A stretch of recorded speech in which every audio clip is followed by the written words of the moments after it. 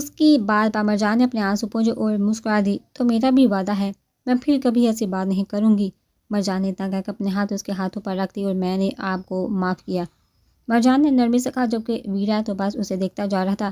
مرجان نے اپنے ہاتھ اس کے ہاتھوں سے ہٹائے، لیکن ویرا نے اپنے ہاتھ اس کے چہرے سے نہیں ہٹائے۔ وہ آہستہ آہستہ اس کے قریب ہونے لگا تھا۔ مرجان کی دھڑکنیں اس کے سینے میں تھمنے لگی۔ ویرا کو اپنی قریب ہوتا دیکھ مرجان نے اپنی آنکھیں زور سے میچ لی۔ ویرا کے ہونٹوں کا لمس اور مونچھوں کی چبھن اپنے گال پر محسوس کر کے مرجان کا روم روم کانپ گیا تھا، جبکہ ویرا اس کے گال کو اپنی محبت بڑے لمس سے منور کرنے کے بعد اس کے گلابی ہونٹوں کو دیکھنے لگا تھا۔ اس سے پہلے کہ وہ ان گلاب کے پنکھڑیوں کو اپنی گرفت میں لیتا، مرجان بول اٹھی، مجھے بھوک لگا ہے۔ مرجان کی بات پر ویرا ہوش کی دنیا میں واپس آیا اور اس سے دور ہوا۔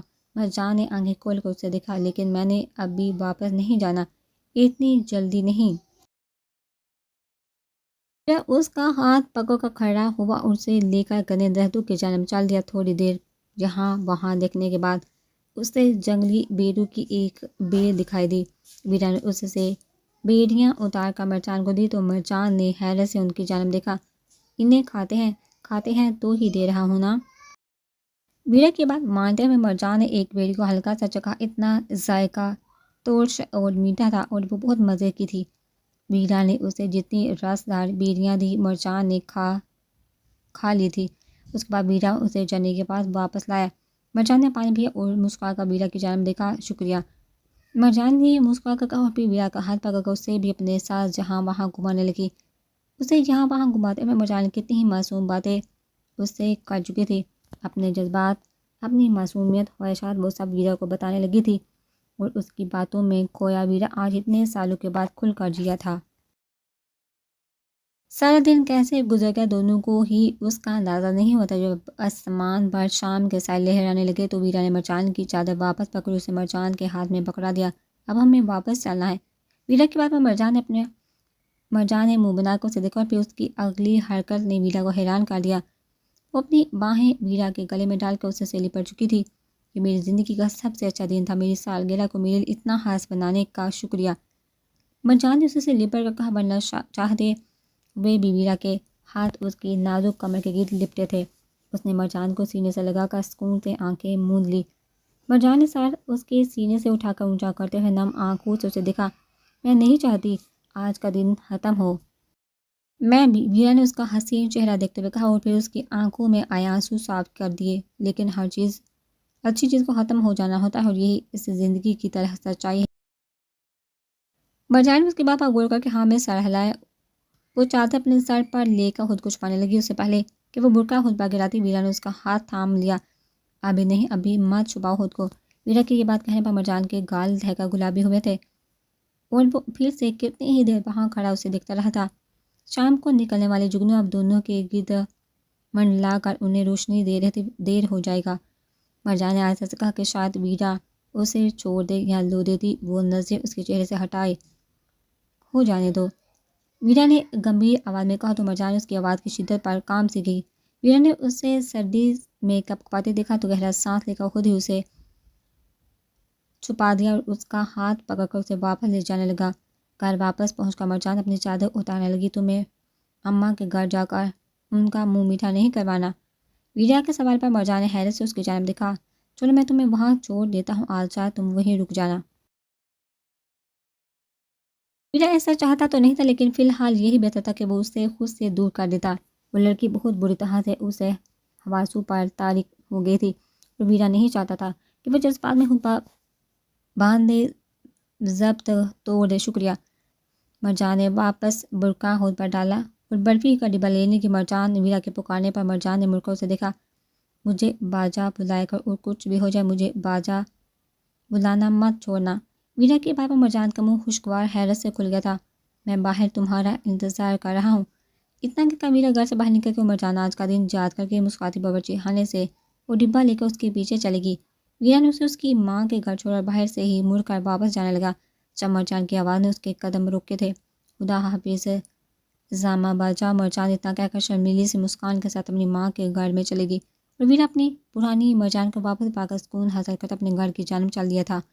اگلے دن راگھا نے اپنے نکاح کی خوشی میں ایک جشن کا انتظام کیا تھا۔ وہ جشن ہی راگا کا ولیمہ تھا اور مرجان کو اسی موقع کا انتظار تھا۔ جب سب آدمی جشن میں مصروف ہو گئے تو مرجان نے وانیہ کو ایک ٹوپی برقع پہنا کر دلاور کے ساتھ بھیج دیا۔ اردو کا انتظام باہر کھلے میدان میں جبکہ اردو کا ایک گھر میں کیا گیا تھا اور اب مرجان پریشانی سے اس گھر کے کمرے میں ٹہلتی بس یہ دعا کر رہی تھی کہ وانیہ اپنی منزل پر صحیح سلامت پہنچ جائے۔ الماس کی نگاہ ہنوز مرجان پر تھی اور وہ بھی اپنی بیٹی کی سلامتی کی دعائیں مانگ رہی تھی۔ کچھ دیر بعد باہر سے شور کی آواز پر مرجان گھبرا کر کھڑکی کے پاس گئی، لیکن وانیہ کو کال کی گرفت میں چٹپٹاتا دیکھ اس نے سرد آبری جانی وہ پھر سے ناکام ہو گئے تھے۔ کال نے وانیہ کو راگا کے قدموں میں پھینکا، پر راگا نے خطرناک نگاہیں اٹھا کر کال کو دیکھا۔ اس کو تم پکڑ کے لائے؟ راگا کے پوچھنے پر کال نے اسپات میں سر ہلایا۔ ہاں راگا۔ اوہ تم تو کمال ہے، مانا تمہیں تو انعام ملنا چاہیے۔ راگا اٹھ کر کال کے قریب آیا اور اس کا دائیں ہاتھ تھام لیا، لیکن پھر راگا نے اپنی کمر کے پیچھے سے چاقو نکالا، اسے پوری طاقت سے کال کے ہاتھ پہ دے مارا۔ کال کا ہاتھ کٹ کر زمین پر گرا تھا۔ اس خوفناک منظر اور کال کی دردناک چیخوں پر مرجان کا دل ہلکا ہوا اور وہ کھڑکی سے دور ہو گئی۔ ہاتھ نے اسے پھر سے چھوا تو کچھ چھونے کے قابل نہیں رہ گیا۔ اب اس کے بارے میں سوچا بنا تو اس ہاتھ کی جگہ تیرا دماغ زمین پر ہوگا۔ راگا کی آواز میں موجود جنون کو محسوس کر کے مرجان حیران رہ گئی۔ کیا راگا وانیہ سے اس قدر محبت کرتا تھا کہ اس کو صرف چھونے پر اتنی بڑی سزا دے دی؟ یہ لڑکی راگا کا ملکیت ہے، جنون ہے یہ راگا کا۔ اس کو چھونا تو دور، کسی نے اسے نظر بڑھ کر بھی دیکھو تو راگا اس کا آنکھیں نوچ لے گا۔ وہ میری ہے۔ راگا کی اونچی آواز میں جگہ اونچی اور پھر خاموشی چھا گئی۔ کچھ آدمی کال کو اٹھا کر اس کے گھر لے گئے تھے اور راگا نے مرجان کو بلا کر اس کے ساتھ وانیہ کو اپنے گھر بھجوا دیا تھا۔ وہاں جو کچھ بھی ہوا تھا اس کے زیر اثر وانیہ ابھی بھی خوف سے کانپ رہی تھی۔ مرجان نے اسے اپنے گلے سے لگا کر دلاسا دینا چاہا تو وانیہ پھوٹ پھوٹ کر رو دی۔ مجھے یہاں نہیں رہنا مرجان، نہیں رہنا، مجھے میرے بابا کے پاس جانا، مجھے یہاں سے جانا ہے۔ وانیہ نے زاروں قطار روتے ہوئے کہا تو مرجان اس کی کمر سے ہلانے لگی۔ ڈرو مت وانیہ، راگا لالا تم سے عشق کرتا ہے، وہ تمہارا خیال رکھے گا اور تمہیں کبھی بھی کچھ نہیں ہونے دے گا۔ مرجان نے اسے سمجھایا لیکن وانیہ نے انکار میں سر ہلایا۔ نہیں چاہیے مجھے ان کا عشق، کچھ نہیں چاہیے مجھے بس یہاں سے جانا ہے یہاں سے۔ وانیہ اتنا کہہ کر سسک کر رو دی۔ وہ مرجان سے بس دلاسا دینے کی کوشش کرتی تھی۔ شام تک وہ وانیہ کے پاس ہی رہی تھی۔ پھر جب راگا گھر میں آیا تو مرجان اٹھ کر وہاں سے چلی گئی۔ مرجان گھر پہنچی تو اس کی نظر ویرا پر پڑی جو گھر کی دہلیز پر بیٹھا اس کا انتظار کر رہا تھا۔ مرجان اسے دیکھ کر گھبرائی تھی، نہ جانے وہ اب اسے کیا سزا دیتا۔ ویرا خاموشی سے اٹھ کر مرجان کے پاس آیا، اس کا ہاتھ پکڑ کر اسے اپنے کمرے میں لے گیا۔ مرجان کا دل بہت زور سے دھڑک رہا تھا۔ وہ نہیں جانتی تھی کہ ویرا اب اس کے ساتھ کیا کرے گا۔ تمہیں سمجھایا تھا نا کہ پھر سے کوئی بیوقوفی مت کرنا، لیکن تم نے پھر سے وہی کیا، ویرا نے سنجیدگی سے کہا۔ تو مرجان سر جھکا کر اپنی انگلیاں چٹانے لگی۔ میں نے اسے نہیں بکایا، نہ میں اس کے ساتھ گیا۔ مرجان کی بات پر ویرا نے گہرا سانس لیا۔ ہاں لیکن دلاور کو اپنی جگہ بھیجا۔ مرجان نے گھبرا کر ویرا کو دیکھا۔ لالا کا کوئی غلطی نہیں ہے، انہوں نے بس میری بات مانا، آپ انہیں کوئی سزا نہ دینا، مجھے دے لیں ہر سزا۔ مرجان نے ویرا کے پاس آ کر بے چینی سے کہا تو ویرا نے گہرا سانس لے کر اپنے ہاتھ اس کے کندھے پر رکھے۔ دیکھو مرجان، جس دنیا میں ہم رہتے ہیں جہاں ہم چاہ کر بھی کسی کا احساس نہیں کر پاتے، چاہے خطا کرنے والا ہمارا اپنا ہی کیوں نہ ہو، ہمیں اسے سزا دینی پڑتی ہے۔ مرجان نے اس بات پر اپنا سر جھکا لیا جبکہ آنکھیں آنسو سے بڑھ گئی تھی۔ میں بس اپنا دوست کا مدد کرنا جانتا ہوں، لیکن اس کے لیے خود اور اپنے گھر والوں کو خطرے میں ڈالنا عقل مندی نہیں، بیوقوفی ہے۔ یقین کرو، اس دنیا میں سب سے پہلے بس اپنوں کے بارے میں سوچنا چاہیے۔ ویرا کی بات کو سمجھ کر مرجان نے اسپات میں سر ہلایا۔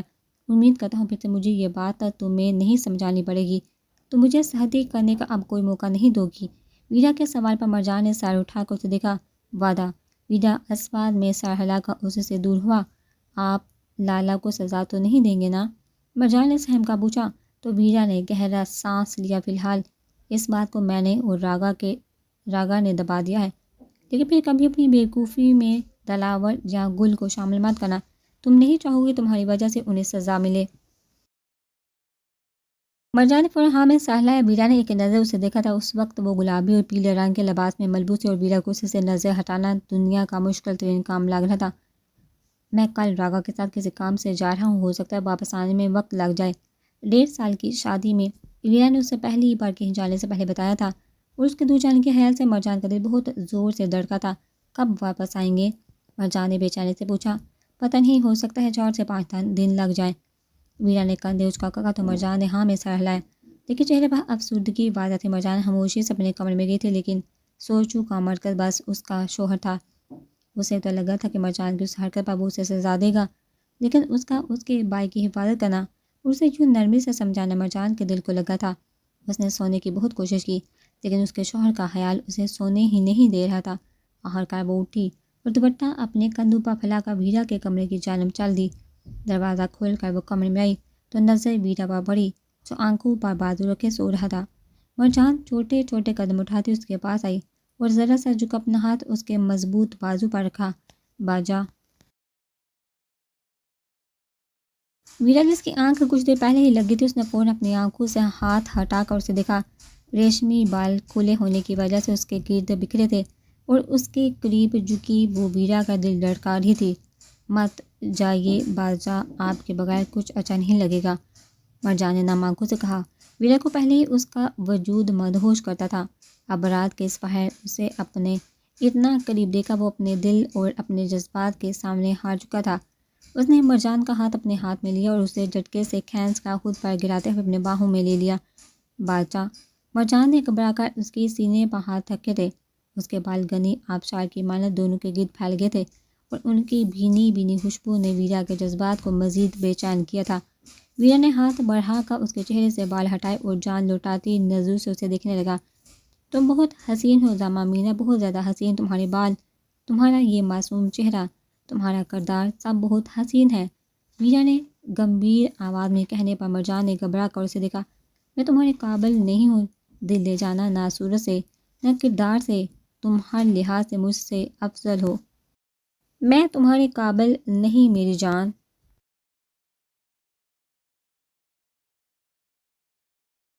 ویرا نے اس کا چہرہ نرمی سے سہلاتے ہوئے سرگوشی کی، لیکن میری خود غرضی تو دیکھو، یہ سب جانتے ہوئے بھی تمہیں خود سے دور نہیں کر سکتا۔ مر جاؤں گا میں تم سے دور ہو کر۔ ویرا نے سرگوشی کرتے ہوئے اس کی گردن میں چہرہ چھپایا تو مرجان کی ہتھیلیاں پسینے سے بھیگ گئی۔ میں بھی آپ کے بغیر نہیں رہ سکتا باجا، میں بھی آپ کے بنا مرجان نے سرگوشی کی، لیکن ویرا کے ہونٹ اپنی گردن پر محسوس کر گئے۔ مرجان کے الفاظ اس کے منہ میں ہی دب گئے۔ باجا۔ مرجان نے گھبرا کر اسے پکارا تو ویرا نے اس کی گردن سے منہ نکال کر اسے دیکھا۔ نظر ان کپکپاتے نازک سے گلابی ہونٹوں پہ ٹک سی گئی تھی۔ وہ اب مزید اپنی خواہش کو دل میں دبا کر نہیں رکھنا چاہتا تھا۔ اس کے صبر کا پیمانہ اب لبریز ہو چکا تھا۔ اس نے اپنا ہاتھ مرجان کے بالوں میں پھنسایا اور اسے خود پر مزید جھکاتے ہوئے ان نازک پنکھڑی کو اپنے ہونٹوں میں لے لیا۔ اس کی حرکت پر مرجان کا دل سوکھے پتے کی مانند کام گیا۔ اس نے ویرا کے سینے پر ہاتھ رکھ کر خود کو اس سے دور کرنا چاہا، لیکن اس کی اس مزاحمت کا الٹا اثر ہوا تھا۔ ویرا کے عمل میں مزید شدت آئی تھی اور وہ کروٹ بدل کر مرجان پر حاوی ہو گیا۔